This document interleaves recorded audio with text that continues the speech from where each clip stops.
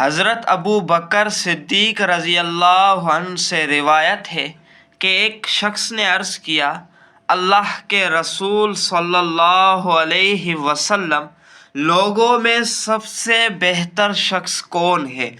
آپ صلی اللہ علیہ وسلم نے ارشاد فرمایا، من طال عمرہ وحسن عملہ، جس کی عمر لمبی ہو اور عمل نیک ہو۔ اس آدمی نے پھر پوچھا کہ لوگوں میں سب سے بدتر شخص کون ہے؟ آپ صلی اللہ علیہ وسلم نے فرمایا، من طال عمرہ وساء عملہ، جس کی عمر لمبی ہو اور عمل برا ہو۔